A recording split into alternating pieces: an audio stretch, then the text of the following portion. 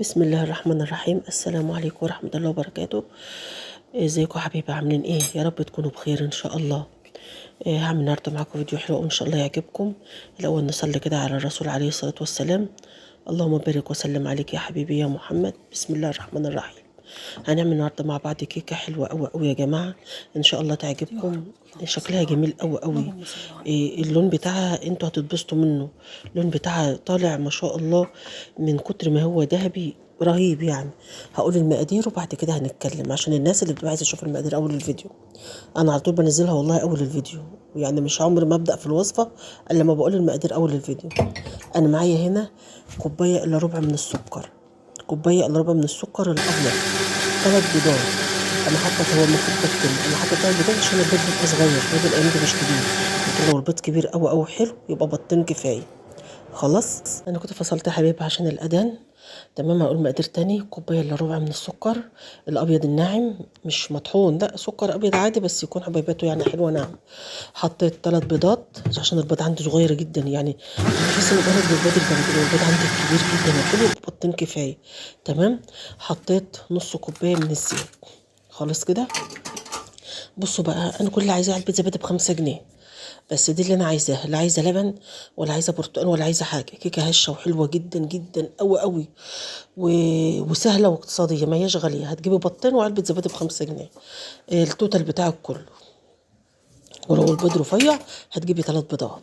خلاص، يبقى علبة زبادي هي البلدي ام 5 جنيه، علبة الزبادي البلدي ام 5 جنيه.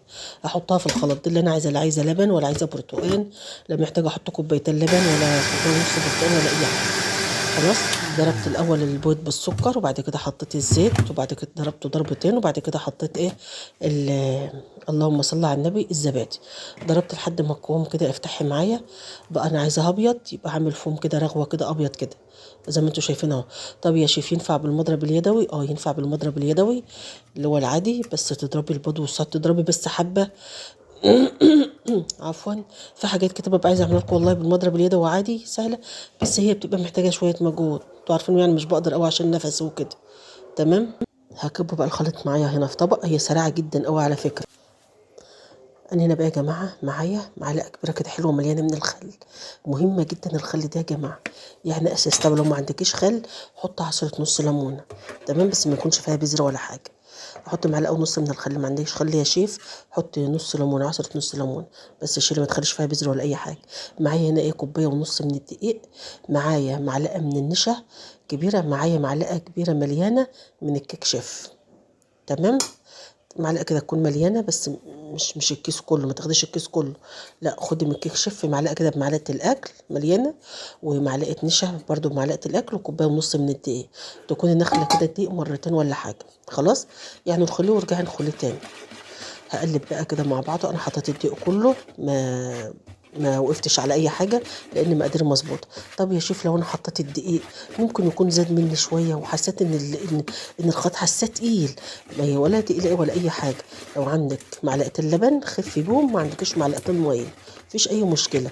طيب لو طلع مني خفيف، طب طلع مني يا شيف خفيف، لا الدقيق طلع قليل، ماشي، اعمل ايه؟ حط معلقتين دقيق، حط معلقه معلقه. يبقى لو طلع منك تقيل اخف بشويه لبن او بشويه ميه. عفوا يا جماعه انا اسفه.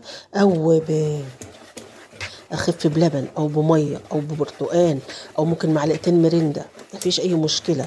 طيب دي في حاله لو طلع تقيل. طب لو طلع خفيف هحط بقى دقيق، معلقه دقيق لسه برضو. إيه، معلش يا جماعه، لو انا مش مركزه. لو طلع خفيف هحط سوايل، لو طلع مني خفيف احط دقيق، لو طلع مني سايل هحط دقيق.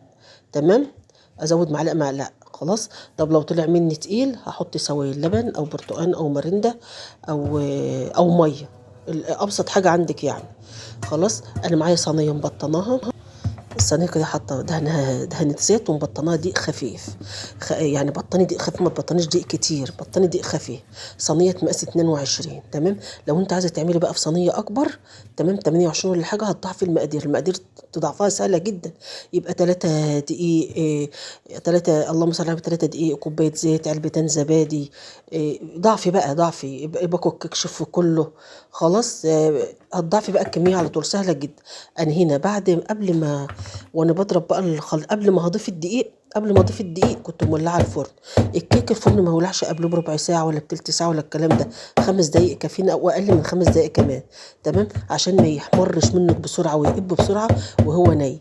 هنا على بال ماني خلصت ضرب هحط بقى الدقيق واظبط الصينيه والكلام ده، كنت مولعه الفرن نار حلوه من تحت متوسطه، نار هاديه جدا، مولعش لفوق الشوايه الا بعد ربع ساعه. الكيكه هتاخد منك حوالي تلت ساعه. اولع من تحت، وبعد كده شايفين اللون؟ صدقوني هتنبهروا من لون الكيك. اولع من تحت نار متوسطه، احط الصينيه على الشبكه على اول رف من فوق، مولعش من فوق الا بعد ربع ساعه، ما افتحش عليها الا بعد ربع ساعه في الوقت اللي انا هولع فيه الشوايه واخليها هاديه جدا. تمام. الكيكه هي شيف بتطلع معايا عاليه وبعد كده بتهبط، بتبقى سايله منك، بتبقى القوام بتاعها ميه. لا انت خلي القوام بتاعك معقول، دي اللي بيخليها تعلى في الفرن لانها فاضيه، وبعد كده بتخرج بتهبط منك. خلاص. ما تفتحيش تاني حاجه بتفتحها عليها وهي لسه، لا يعني بعد كده يعني 17 دقيقه 18 دقيقه ابدا افتحي.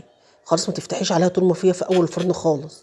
وقوم بعد كده ولعي الشوايه. تمام كده. عوامل كتير بتخليها تبقى قبه وتهبط منك. ما تولعيش الشوايه وانت لسه بتدخلها الفرن، يعني وانت لسه مدخلها الفرن كده ما تولعش الشوايه معاها، لا خليكي فتحت الاول على بال ما الكيكه بتبدا تستوى، وبعد كده تولعي على الشوايه تديك اللون الحلو ده. خلاص، لان لو فتحت عليها هتهبط منك، لو الماده لو هي سايله منك قوي هتهبط منك، لو العجينه تخينه هتطلع منك مكتمه. في نقطه انا عايزه اقولها يا جماعه، عشان انتوا عارفين ان انا عندي ضمير في شغلي. انتوا وانا بقطع الكيكه تحس ان فيها مسمه فاتحه كده، دي عشان انا ما هبتش الصينيه حلوه على الرخام. انا عامله في صينيه بايركس لان انا ما عنديش هقول لكم بس الوقت صينيه بايركس، فوانا بهبد على الرخامه خايفه تتكسر. المفروض كنت احط فوطه وهبد الصينيه حلو، بس ما عملتش الخطوه دي بصراحه. فانت سواء صينيه بايركس سواء صينيه المونيا، حطي فوطه وهبد الصينيه حلو، لان لما بتيجي تكب الكيكه بيبقى في مسامات هوا كده مفتوحه، فلو ما هبتش الصينيه بتبقى في حته الفراغ دي، فكان في بعض حته مفرغه كده. خلاص، فتهبدي الصينيه عشان تطلع معاكي ما فيش فيها اي مسام مفتوحه. خلاص. الناس اللي بتقول الكيكه معايا بتطلع فيها نقطه غامقه، اولا مبقاش السكر مضروب معمول حلو في قلب ضربه حلو في الخليط، فبالسكره دي بتتكرمل فبتعمل معاك النقطه الحمراء دي، فلازم تضرب السكر حلو بالبيض عشان يدوب، معاك ما يعملش النقطه الحمراء دي. تمام. تهبدي الصينيه بايركس المونيا تحطيها على تحت فوطه، كان المفروض احط فوطه واهبد الصينيه، فوانا هبت بالراحه كده، خفت القلب يقوم مكسور ولا حاجه، فما هبتش هبده حلو فحط فوطه. خلاص. وقوم هبدا الصينيه بتاعتك وقوم عادي مظبطاها مدخلها الفرن. بسم الله ما شاء الله، الكيكه بيضه جدا جدا وحلوه قوي قوي. ما هيش مكلفه يا جماعه والله، يعني حلوه وشوف كتيره. الصينيه مقاس نقطه تانية، انا حطيت في صينيه اكبر من 22 على فكره. انا هعمل لكم كيكه تانية بطريقه تانية هتشوفوا الارتفاع بتاعها. تمام. بس الصينيه اللي اصغر من دي اللي بقول لكم عليها عند بنتي. انتوا كل ما تعملي خلي بالكم برضو، مش كل ما اعمل في صينيه اصغر الكيكه تطلع اعلى، لا ما انت لو عملت صينيه اصغر اكتر من المقدار قوي الكيكه تعجن منك، تلاقيها معجنه من جوه مش واخده ريحتها في التسويه، فيبقى المقاس في المعقول. خلاص. يعني انا المفروض اعمل في صينيه مثلا 22 24، انا عامله دي صينيه 28 بالرغم ان هي عاليه اهي، بس انا عامله 28 كبيره قوي كبيره، بس تبقى في المعقول. يعني مش معنى طب يا شيف كل ما اعمل صينيه اصغر كل ما تعلى، لا خلي بالك، ما انت لو عملت اصغر قوي الكيكه ما بتلاقيش نفسها مساحه تستوي، فتيجي تبص تلاقيها من نص عجينه، تطلع من نص عجينه، فيبقى في المعقول. يعني مثلا يبقى كفايه درجتين قوي. خلاص. يعني المفروض اعمل في 22 24 ماشي حلوه قوي، يعني بعد ما اعمل في 22 عملت في 24 كده تمام، كده تمام. لكن ما بقاش مثلا هعمل في 22 اروح اعمل مثلا في 18، لا كل حاجه يا جماعه ولها حاجه. فانا هنا برضو عندي الصينيه كانت اكبر من ان انا المفروض اعمل فيها، رغم ان ارتفاع عالي عالي وحلو جدا، بس هي كانت لو كانت الاصغر اللي انا عايزاه ال 22 او ال 24 كانت تطلع اعلى من كده بكتير بكتير يعني. خلاص. بس الصينيه عند بنتي بقى كانت واخداها، فعملت في الصينيه الاكبر، بس هو ارتفاعها جميل جدا اهي. بصوا شوفوا بقى المسامه المفتوحه دي اللي هي فوق دي اللي شفتها دي هبد الصينيه. انتوا عارفين ان انا بحب اقول لكم كله. شوفوا بقى اللون، سيبكوا بقى من اي حاجه. شوفوا الهشاشه، شوفوا اللون البياض بتاعها، شوفوا الحمار بتاعها بقى، شوفوا لون وشها. يعني والله العظيم انتوا لما تعملوها تنبهروا باللون بتاعها. يعني لونها رهيب رهيب رهيب جدا. بصوا طريه وهشه. انا مش بحب الكيكه اقول ايه ده كيكه اسفنجيه، لا انا عايزه اكل كيك. مفيش حاجه اسمها اعمل كيكه اسفنجيه زي بتاعه التورته واكلها اقول ده كيك. الكيك حاجه والتورته الاسفنجيه حاجه يا جماعه. انا عايزه اكل كيكه هشه، هشه من جوه ومرمله، تكون مرمله وهشه كده وانا باكل اكل كيك. بصوا افتحي الشوايه بعد 17 دقيقه كده ولا ربع ساعه من الكيك، عشان بقى على بال ما بقت الكيكه تستوى تديك اللون الجميل ده، تاخد راحتها في التلوين. الشوايه هاديه، اوعي تعلي الشواش ما تحرقش مني. ان شاء الله تجربوها وتعجبكم قوي قوي. يعني بصوا ما هيش مكلفه والله عليكم، حلوه برضو كده مع شاي اخر النهار او الصبح. تمام. بيضتين وعلبه زبادي ب5 جنيه او 3 بيضات لو البيض صغير. انا عايزه منك علبه زبادي ب5 جنيه بس. خلاص ان شاء الله برضه هعمل لكم باللبن، هعمل لكم بالبرتقال، وهعمل لكم بالاستفندي باذن الله يعني، وهعمل لكم من غير بيض خالص. تمام. يعني ما بقاش فيها بيض خالص، وهتطلع ان شاء الله روعه روعه روعه روعه كده. فعندنا طرق كتير برضو للكيك هنعملها. الكيك من الحاجات الجميله برضو اللي بنحبها. وان شاء الله حبايبي اللي عايزين وصفات للاكل حاضر، يعني هنشارك ان شاء الله مع بعض. يعني نشارك بعضنا كده في المطبخ برضو. عايزاكم كده يعني على الاقل مره ولا مرتين في الاسبوع تخشوا معايا كده في المطبخ، تشوفوا اكلي انا بطبخ ايه او بعمل ايه. نتكلم مع بعض، نحكي مع بعض، انتوا تبعتوا لي نتكلم. انا برضو اقعد ارد عليكم، يعني نشارك بعض في المطبخ. شوفوا انا بوريكم ارتفاع، رغم ان انا عاملاها في صينيه اكبر من مقاسها يمكن ب6 درجات، ومع ذلك الارتفاع بتاعها في منتهى الجمال.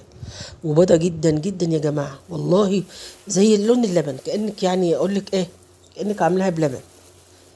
بصوا انا بس عايزاكم تشوفوا لون الكيكه من فوق. لونها ما شاء الله ما شاء الله بصراحة حلو جدا جدا. يا رب تعجبكم وتنولوا ضاقوا وتجربوها كده وتقولوا لي رأيكم فيها ايه. واستنوا مني وصفات برضو كتير للكيك مع وصفاتنا برضو اللي بنعملها، مع الحاجات اللي بنعملها بإذن الله رب العالمين. هنعمل مع بعض إن شاء الله. ربنا يديكم ويدينا العمر يا رب، ونعمل كل حاجة حلوة مع بعض. ودايما ربنا يديكم الصحة والعافية، ويعافينا كلنا ويعافي كل مبتلى قادر يا كريم. ونعمل كده واحنا بعافيتنا الحمد لله والشكر لله، راضيين بكل شيء وراضيين باللي ربنا يجيبه لنا سبحانه وتعالى. الحمد لله والشكر لله على كل حال. والف الف شكر لكم على كلامكم الحلو ودعمكم ليا، متحرمش منكم ابدا. ربنا يجازيكم خير ويديكم الصحه والعافيه، وتعملوا كل حاجه وانتم بصحه وعافيه باذن الله يا رب. شايفين انا بوريكم قلبها عامل ازاي. يا رب تكون الاضاءه واضحه يا جماعه عشان تشوفوا البيض بتاع الكيكه. ما تنسوش بقى تعملوا اللايك يا جماعه، اعملوا اللايك قبل ما بتنسوا. يعني اعملوا كده اول ما بتفتحوا الفيديو اعملوه علشان ما تنسوش. اعملوا لايك وشاهدوا الفيديو. حاجات كتير هتستفادوا منها والله. اي حاجه في تخص الكيك بتفشل منك تايهه عنك، ابعتولي وانا ارد عليكم والله فيها على طول. انا برد على التعليقات كلها باذن الله رب العالمين. الكيك مش صعب يا جماعه، سهل جدا. بس هو بس مشكلته ان انت بس ما تفتحيش على الفرن خالص طول ما هو جوه، ولا بعد المده المعينه العجينه تبقى معاكي مظبوطه، لا سايله ولا تقيله، لا سايله ولا تقيله. وانا قلت لك لما تبقى سايله تعملي ايه، ولما تبقى تقيله معاكي تعملي ايه، تطلع معاكي ناجحه. والسكر تضربيه حلو عشان ما يطلعش معاك النقط البني اللي كم الناس كتير بتشتكي منها. البيكنج باودر برضو لما تحطيه زياده عن اللزوم برضو يخلي الكيكه تقب وبعد كده تهبط منك. لا، معلقه المقدار ده معلقه بيكنج باودر بمعلقه الاكل بس، ما تحطيش الباكو كله علشان ما تقبش معاكي وبعد كده تقوم ايه تهبط منك تاني.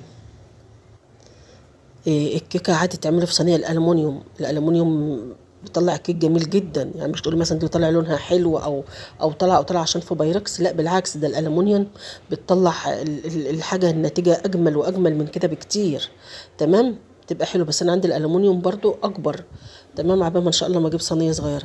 حبيبه قلبي يا رب لو كنت سامعاني اللي طلبت منك كسكس وبتقولي لي انك لو انا مش عايزه اعمله قولي، انا رديت عليك. يا رب تكوني سامعاني. يا حبيبتي والله انا هعمله لك على عيني، والله هعمله لك على عيني. بس اني انت زعلانه، ما انا ما اقدرش على زعلك والله. بس انا قلت لك حاضر، هجيبي اشتري بس شاش واشتري مصفى الومنيوم عشان اعمل فيها والكلام ده. انا ما عنديش شاشه ولا عندي مصفى الومنيوم اعمل لك من عيني والله يعني. انا مش هعمله لك ليه؟ اوعي تزعلي، انا بعت لك التعليق بس بقول لك برضو دلوقتي ربما يكون التعليق ما وصلكيش، لان انا في تعليقات ممكن ارد عليها وما توصلش. خلي بالكم من الحته دي. ممكن انت تبعتي لي تعليق مثلا ممكن يوصل بعد وقت يعني، فممكن تعليقي ما يكونش وصل لك. فيا حبيبتي حاضر اعمله لك باذن الله، اجيب الحاجه واعمله لك. وانا تحت امرك في اي حاجه والله، انتوا وكل متابعيني يعني. انا متاخرش عنكم في حاجه هي والله، بس بتبقى ظروف مش اكتر. بس يا رب تفهموا يعني تفهموني، بس هي بتبقى ظروف مش اكتر والله. فباذن الله حبايبي كل طلباتكم حاضر هعملها لكم والله، زي ما انا بقول لكم، بس بتبقى ظروف. بكون مثلا تعبانه والله، مش قادره ان انا مثلا اقف، بكون مثلا نسيت، مش اكتر والله. لكن انا كل اللي انتوا عايزينه انا اعمل لكم حاضر من عين الاتنين والله. جربوا بقى الكيكه وقولوا لي رايكم فيها ورايكم في اللون بتاعها والشكل الجميل فيها دي. وما تنسوش اللايك يا جماعه ومشاهده الفيديو. والف الف شكر لكم يا حبايبي، وما تحرمش منكم ابدا. وربنا يجازيكم خير يا رب. اللايك يا جماعة، اللايك مهم جدا، كل مرة بفكركم. أسيبكم في رعاية الله، والسلام عليكم ورحمة الله وبركاته. مع ألف ألف سلامة.